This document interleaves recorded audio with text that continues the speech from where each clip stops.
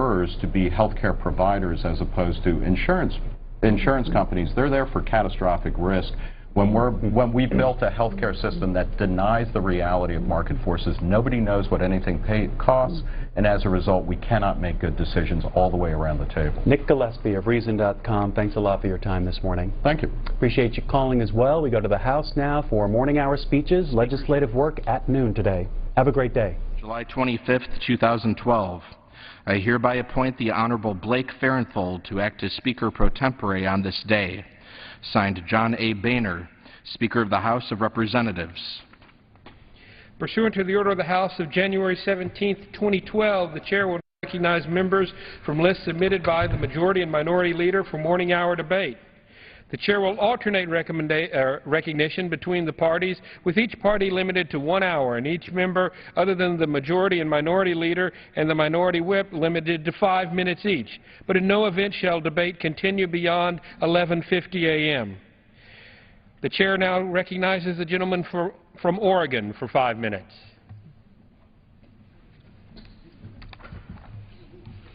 Thank you, Mr. Speaker.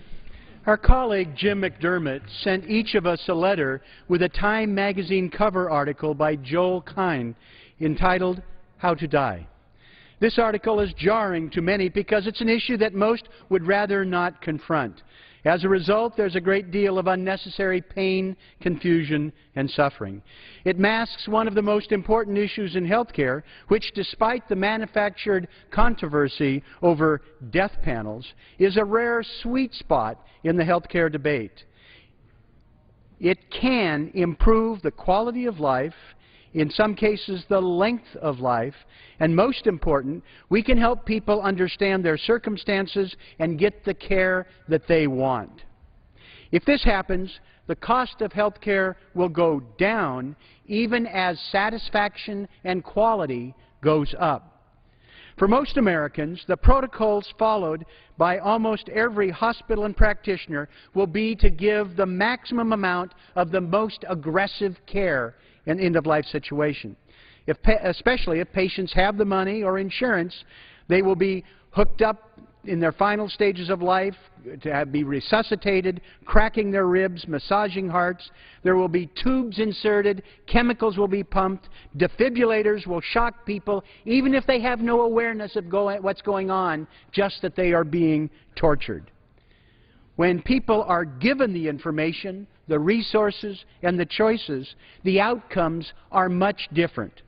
A telling story in the Wall Street Journal last February pointed out how doctors die differently. These are people with knowledge. Money is not usually a consideration. They can get any health care they want, but as a group, they regularly choose less intense, aggressive treatment and more palliative care. They are choosing the comfort and consciousness, being with family and friends in awareness, over being hooked up in an ICU struggling their last minutes. Doctors have a better quality of life, and it costs less money. Why can't all Americans spend their final days like doctors? Well, the truth is, they can. My legislation, Personalize Your Health Care, was developed with leaders in health care, insurance, palliative care. Patients and doctors alike would help make sure that patients or other health care professionals work with patients to help them understand what they're confronting, what their choices are, determine what works best for them and their families, and then make sure that whatever their decision is, that choice will be honored. 90% of Americans agree that this is the right approach. There's an interesting little secret here that extreme treatments not only deteriorate your quality of life, but they're no guarantee of giving you more hours to live.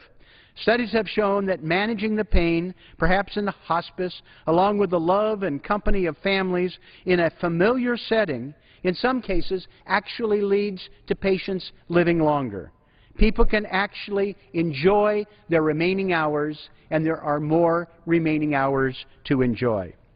If most of us were to script our departure, it would probably be to go quietly in the middle of the night in the comfort of our own bed. The second best scenario would be to go at home in that same bed, surrounded by family and friends, comfortable and conversing until the end. The least favored option, I suspect, would be semi-conscious, with tubes in our bodies, in an ICU setting, with the institutional hum around and strangers bustling about. Is that anybody's hope for their final memories? Sadly, that's the fate that awaits many people who do not personalize their health care. I strongly encourage my colleagues to look at this bipartisan legislation, H.R.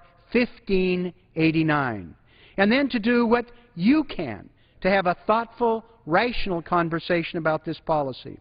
Let's modernize health coverage, especially Medicare, to give people the care they want, to find out their choices, and make sure that those choices are respected. We owe it to the American public, we owe it to our families and our friends to make sure that every American can have the same high quality of life in their final weeks as doctors have. Thank you, and I yield back. The gentleman yields back. The chair will now recognize the gentleman from Illinois, Mr. Shimkus, for 5 minutes. Thank you, Mr. Speaker. I should ask consent to the rise. Without objection.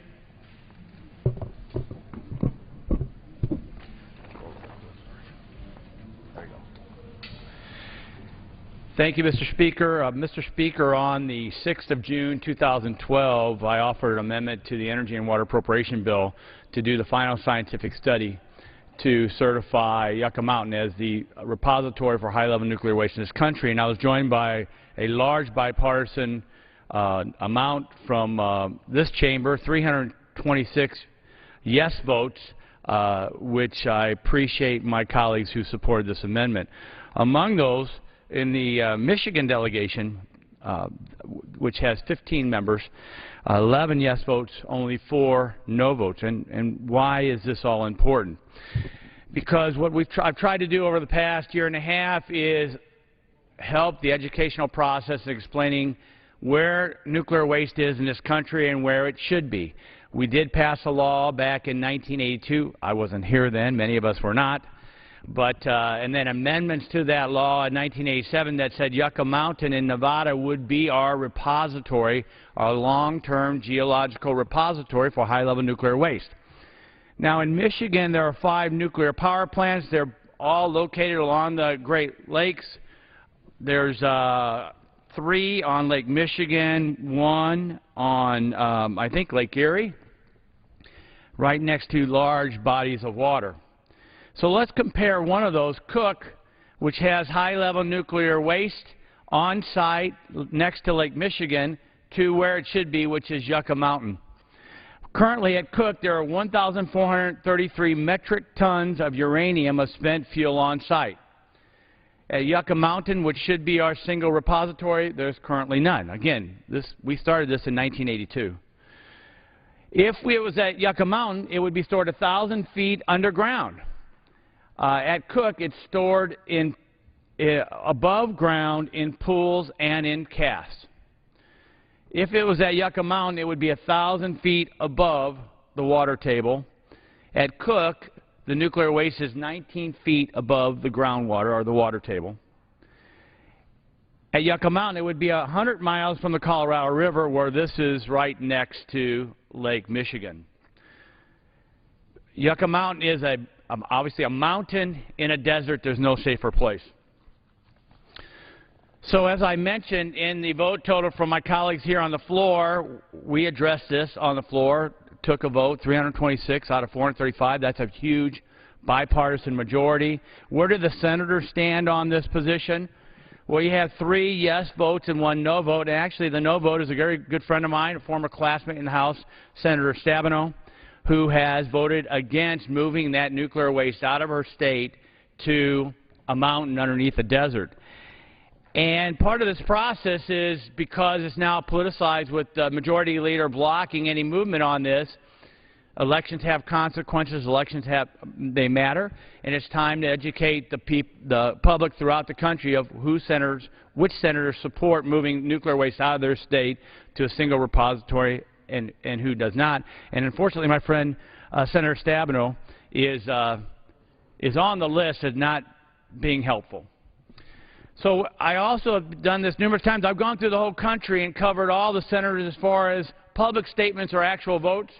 And as you see, we have 55 senators who said, yes, let's move this to Yucca Mountain. You would think, oh, that's a simple majority, that it should be done. But the Senate operates on interesting rules. They have to have 60.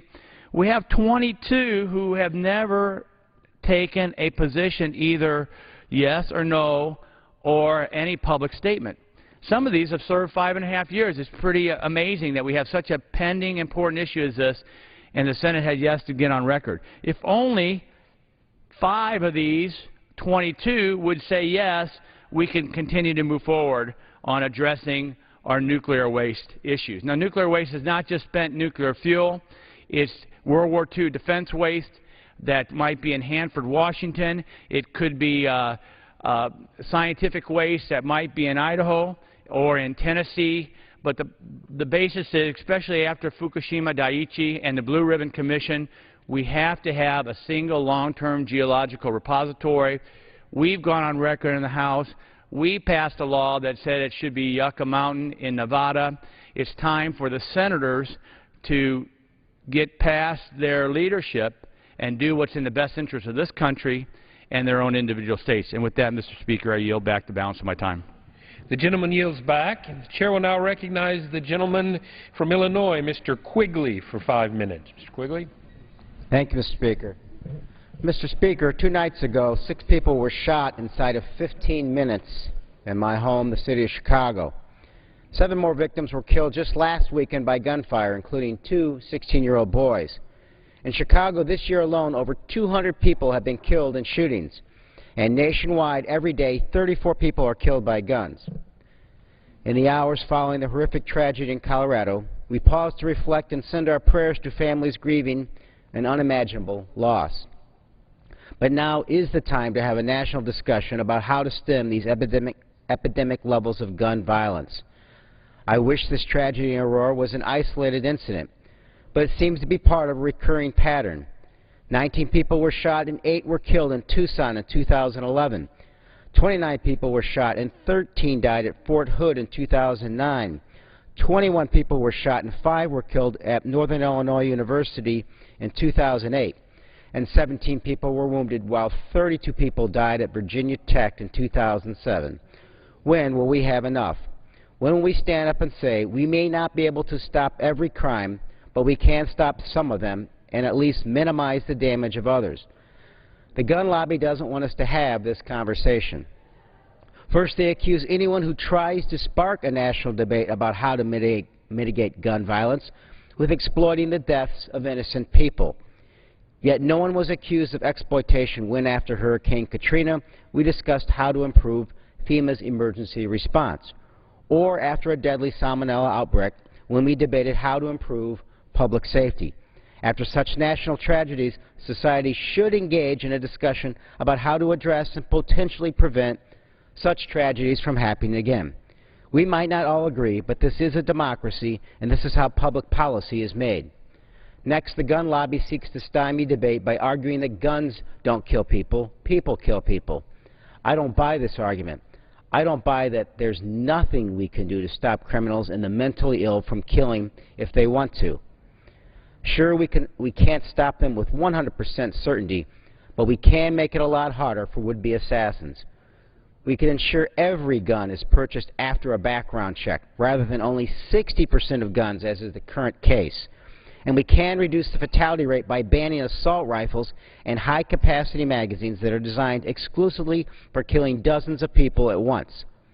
Finally, the gun lobby tries to argue that any attempt to regulate gun access is an attempt to restrict all gun access. This is simply not true. There is such a thing as common-sense middle-ground gun reform, and most gun owners support it. 81% of gun owners support requiring a background check on all firearm purchases. Yet 40% of U.S. gun sales are conducted by private sellers who are not required to perform background checks. These private sellers operate at gun shows where anyone can walk in and buy whatever gun they want. Convicted felons, domestic abusers, the severely mentally ill, and even people on the terrorist watch list can and do go to gun shows and buy any gun they want. 90% of all Americans also support strengthening databases to prevent the mentally ill from buying guns. Sadly, 10 states have still failed to flag a single person as mentally ill in the National Background Check database, and 17 other states have fewer than 100 people listed as mentally ill. Over 1 million disqualifying mental health records are still missing from the database. Finally, we must have a conversation about getting assault weapons and high-capacity magazines, machines designed exclusively for killing people, off the streets. When you have a 100-round clip on your gun, you are not protecting your home. You are hunting people. Let's be clear. This is not about restricting anyone's Second Amendment rights. The Supreme Court has ruled and made clear the right of Americans to own guns. But while reaffirming the Second Amendment, the Court was careful to note that the amendment is not limitless. Justice Scalia explained in Columbia v. Heller, like most rights, the Second Amendment is not unlimited. It is not a right to keep and carry any weapon whatsoever in any manner whatsoever and for whatever purpose. Can we stop every shooting? No. But can we reduce their frequency and deadliness? Absolutely. Can we do it while still respecting the Second Amendment? Of this I am certain. But the first step toward keeping dangerous guns out of the hands of dangerous people is to begin the conversation. Let's break the silence, stop the violence, and start that conversation. Thank you, and I yield back. The gentleman yields back. The chair will now recognize the gentleman from Alabama, Mr. Brooks, for 5 minutes. Thank you, Mr. Speaker. As chairman of the Science, Space, and Technology Subcommittee on Research and Science Education, I have seen federal overregulation stifle research universities. Earlier this year, the National Research Council of the National Academies released its report entitled Research Universities and the Future of America, 10 Breakthrough Actions Vital to Our Nation's Prosperity and Security. This report examined federal regulatory burdens on America's research universities. On June 27th, the Research and Science Education Subcommittee held a hearing on that report and whether regulatory red tape stifles scientific research. I asked our witnesses how we can enhance university scientific research capabilities. Their responses are instructive. Mr. Chad Holliday, chairman of the National Academies Committee on Research Universities, testified, quote, "Federal policymakers and regulators should review the cost and benefits of federal regulations, eliminating those that are redundant, ineffective, inappropriately applied to the higher education sector, or impose costs that outweigh the benefits to society." Dr. John Mason, Auburn University Associate Provost and Vice President for Research, testified, quote, "A comprehensive review of policies and regulations is perhaps the most important aspect of this report. Streamlining the process, relieving unnecessary and costly administrative burdens, and coordinating research priorities among disparate federal agencies will invigorate research universities exponentially."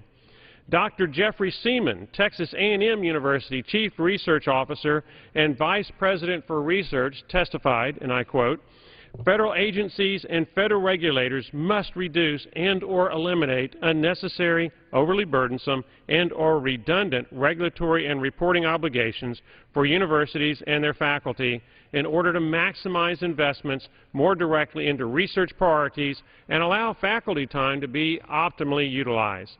Dr. Leslie Tolbert, University of Arizona Senior Vice President for Research, testified, and again I quote, "The growing burden of compliance with the increasing numbers and complexity of federal regulations consumes increasing amounts of time and money, having less for more direct support for research."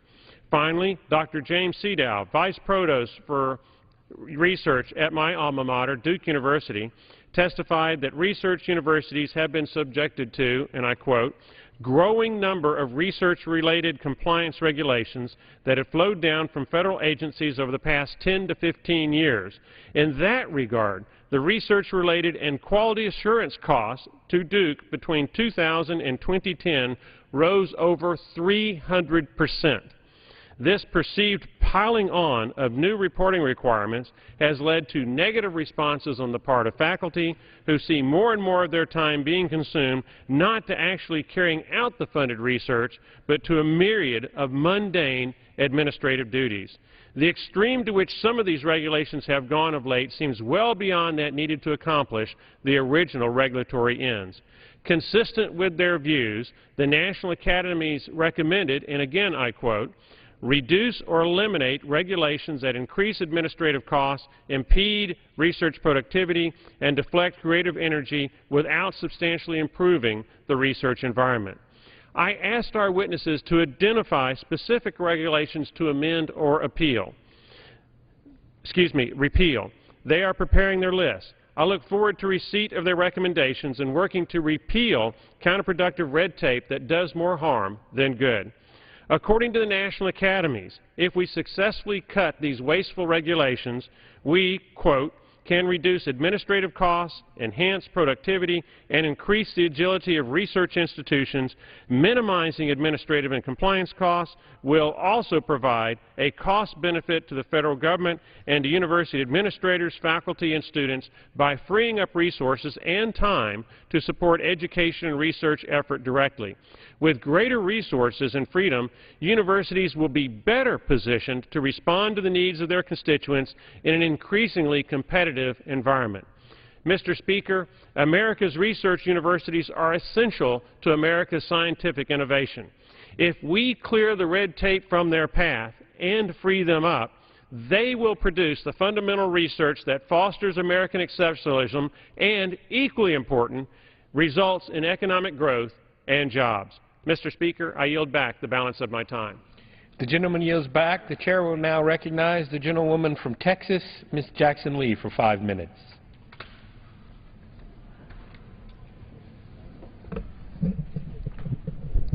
I thank the Speaker. It saddens me today to rise to pay tribute to the late James Lightfoot, pastor of the Mount Zion Missionary Baptist Church in Houston, Texas, who lost his life just a few days ago. I am delighted that I had the opportunity to visit Pastor Lightfoot and his church on their 44th anniversary. It was an exciting time, and he looked forward to the celebrating of the 44th year of his pastoral leadership of that great church as he started in 1968. I'm gratified to salute this distinguished gentleman and distinguished American, for he used faith in a way of service, not only to his parishioners and those of whom he led as a shepherd, but to those outside those bricks and mortar. He concentrated on the philosophy and ministry. That was his concentration at Southwestern Seminary. He completed a Master in Education at Texas Southern University. He holds a Master of Divinity from Houston Graduate School of Theology and a Doctorate of Ministries from the Austin Presbyterian Theological Seminary. At Houston Graduate and Austin Presbyterian, the emphasis was on the philosophical implication of ministry as it affected the culture of today. He has done advanced training at Texas Southern University and Houston Graduate School of Theology in counseling. He did an internship at the Bel Air Columbia General in their special unit. He served as a lecturer in church administration at the Central Baptist Convention and teaches pastoral ministry. He was a conferee to the Transitional Church Conference, Southern Baptist Convention, and as well he was honored to be president or to be third vice president to the Independent General District Sunday School, MBTU. He is a gentleman that uses faith to be of service. He deals with the philosophical implications of peace and justice, issues for today's church. How important that is when so many people are hurting. In the backdrop of the tragedy of Aurora, it is imperative that our faith leaders are engaged in our community and pray for their deliverance. I am delighted to say that he also worked with young people. He was a kind spirit. He was a charitable spirit. He was a professor at the LeTourneau University. That's how much he cared for young people, where he teaches Bible and family. He is likewise an adjunct professor. He served on the Mayor's Affirmative Action Committee. He served as a chairperson of a Black Ministries Committee of the Union Baptist Association. As well, he has served in many civic and community affairs. As I indicated, he always had a summer program for young people who needed a place to come. He always had a smile on his face. He was always joyful. And of course, he was a wonderful husband to his wonderful and devoted wife. He had the privilege of speaking to over 20,000 persons in January of 1992, where he spoke to the Baptist General Convention of Texas, the Evangelism Division, to an attendance of over 20,000 persons. And in January of 1992, he was a guest preacher for the Mississippi Baptist State Evangelism Conference and delivered the Martin Luther King Jr. Day sermon at the Austin Presbyterian Seminary, his alma mater. What I would like to say most of all is that beyond the accolades that he got on the outside, he was an outstanding human being, an outstanding minister, an outstanding civic leader, someone who continued to serve his community even during his time of illness. You never noted a lack of cheerfulness of Reverend Lightfoot. And in the early stages of his illness, I had the opportunity to visit him at home. And again, what a cheerful, believing person who loved America and served America in his capacity. And that was as a faith leader who believed in all persons, reached beyond his doors, helped build a beautiful new sanctuary on that same street, Homestead, did not move, continued to serve the community, and was known as a light unto all. My sympathies to Velma Mitchell Lightfoot, his wife, and his beautiful children, and his 8 grandchildren, and being the great-grandfather as well. The diversity of his training has led him to be that light, that servant, that special person.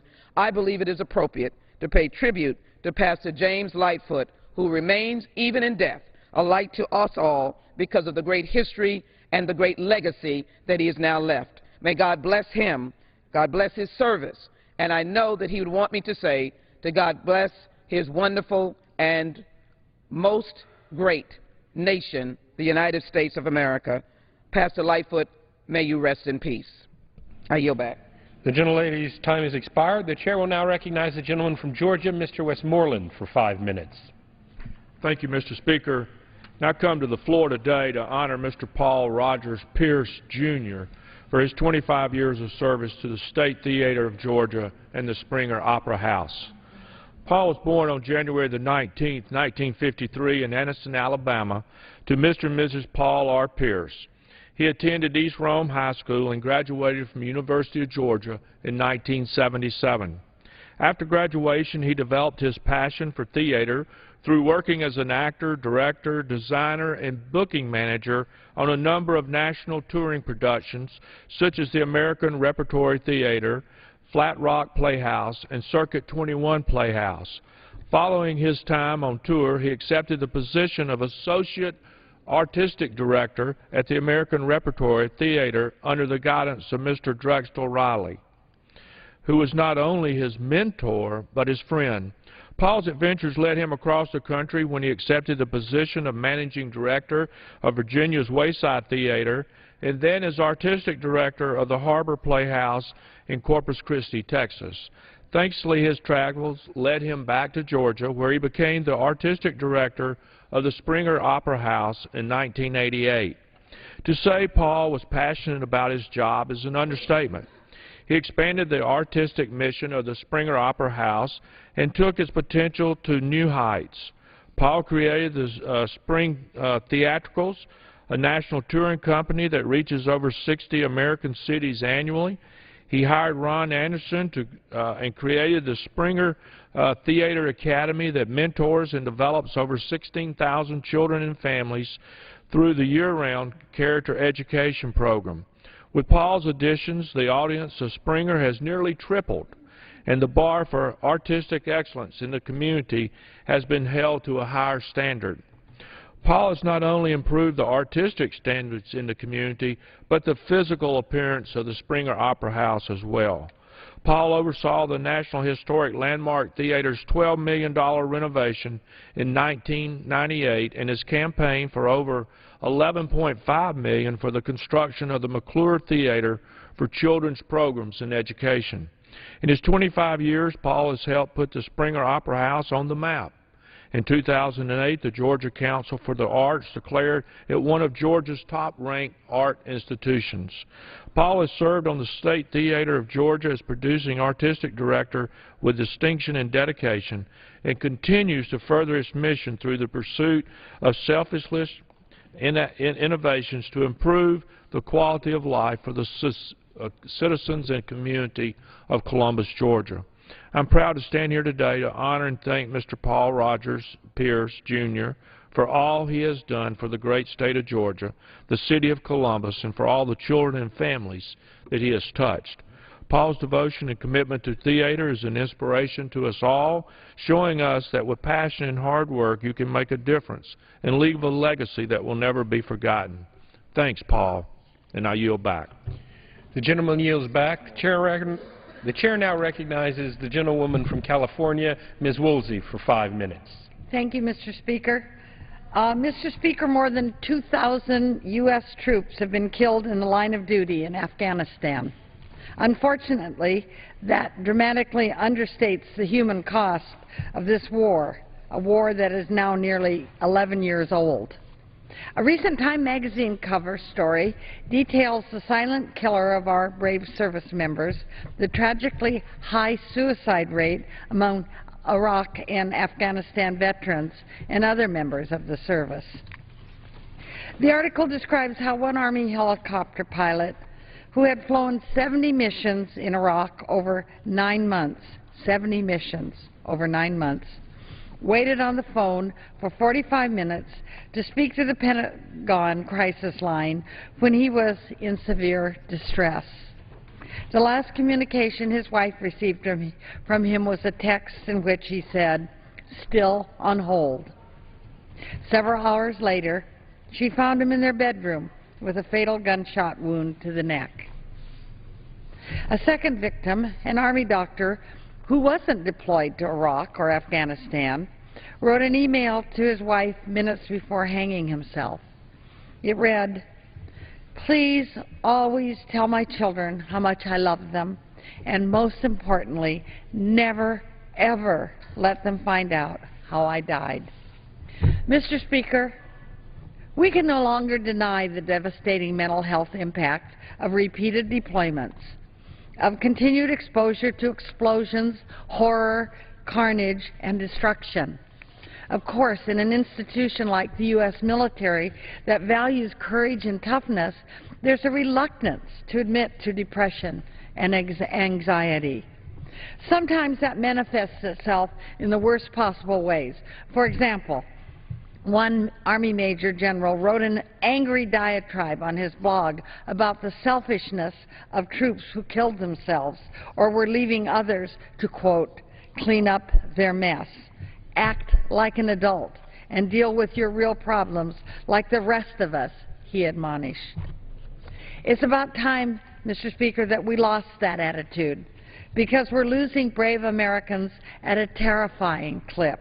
In fact, according to the Time article, more soldiers have taken their own lives than have died in Afghanistan. While veterans make up 10% of the adult population, they account for 20% of the suicides. We are starting to see more awareness of this problem, thank heavens. Secretary Panetta says the right things, but it's time to back up rhetoric.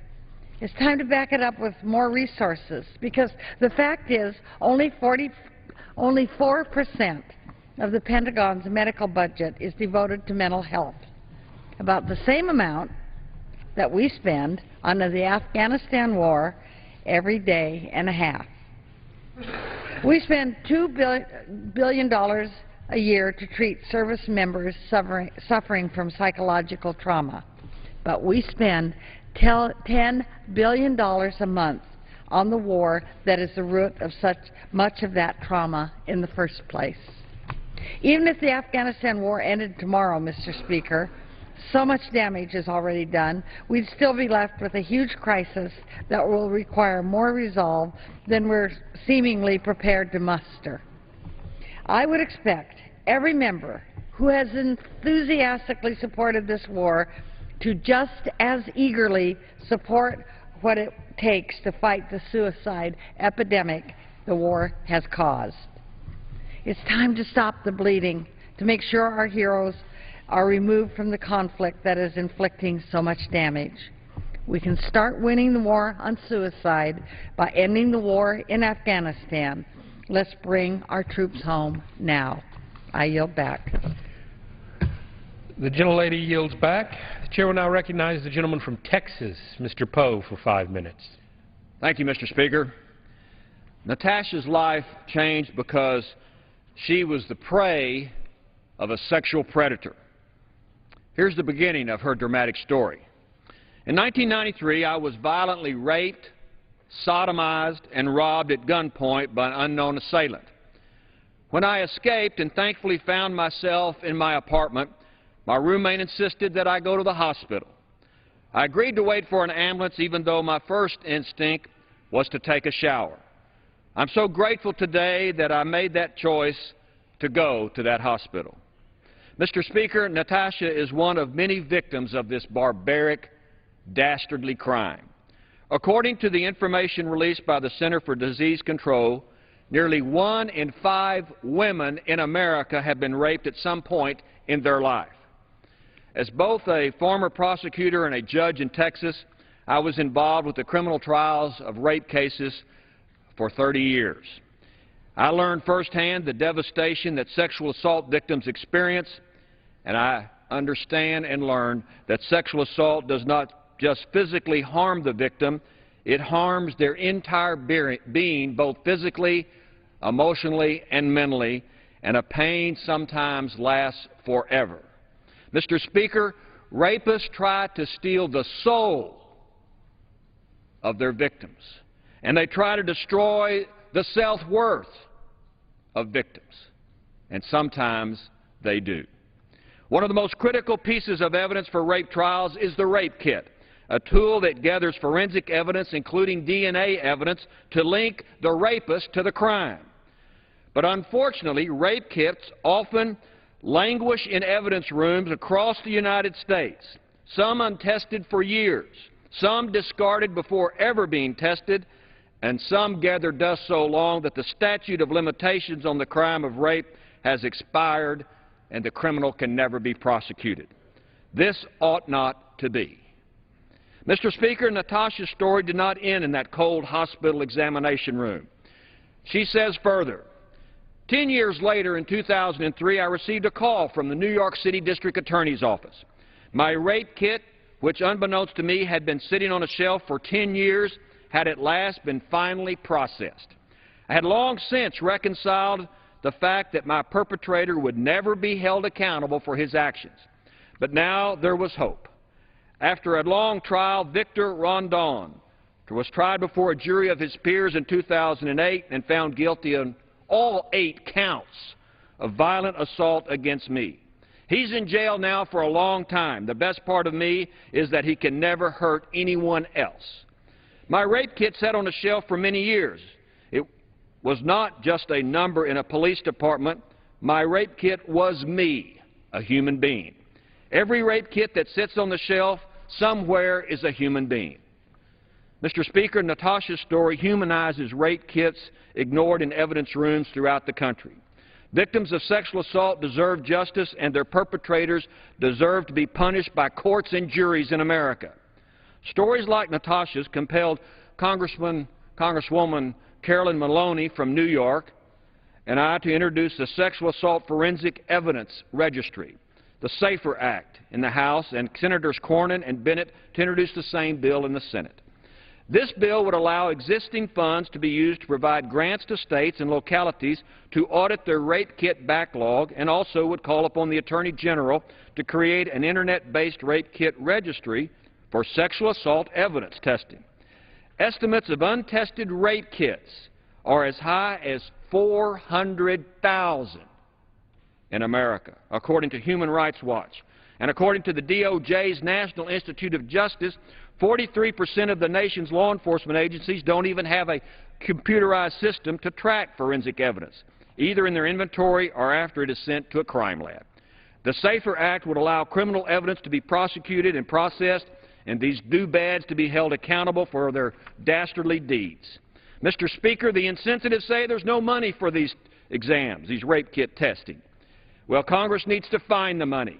Maybe instead of sending money to foreign countries to help them, keep some of that money in America to help American rape victims like Natasha. Help them get justice. Because, Mr. Speaker, justice is what we do in America. And that's just the way it is. I yield back. The gentleman yields back. The chair will now recognize Mr. Duncan of Tennessee for 5 minutes. Thank you, Mr. Speaker. I request the permission to address the House to revise and extend my remarks. Without objection, so ordered. Mr. Speaker, later today we will vote on H.R. 459, the Federal Reserve Transparency Act of 2012. Because this legislation comes to us on the suspension calendar, it will require a two-thirds vote in favor for passage. But I rise today in support of a full audit of the Federal Reserve. I have thought for many years that there is too much secrecy and too much power invested in our Federal Reserve.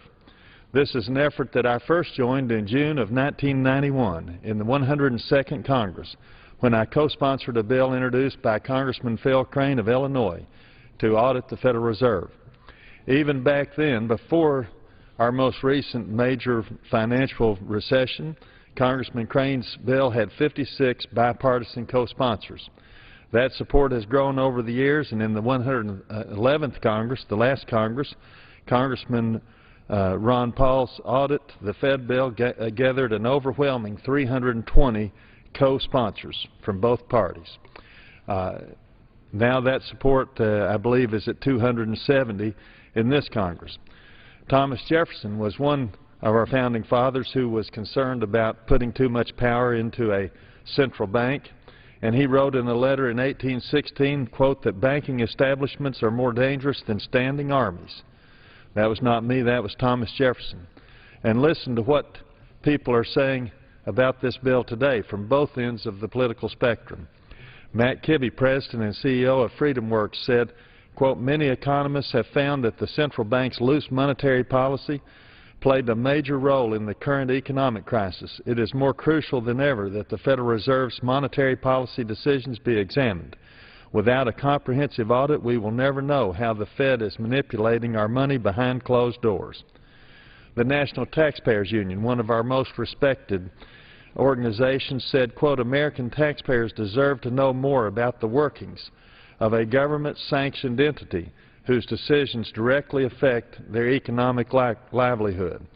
Arnold Kling, an author and scholar at the Cato Institute, said, quote, if an audit were to uncover serious flaws in decisions made by the Fed, it is difficult to see why we are better off remaining ignorant of such flaws.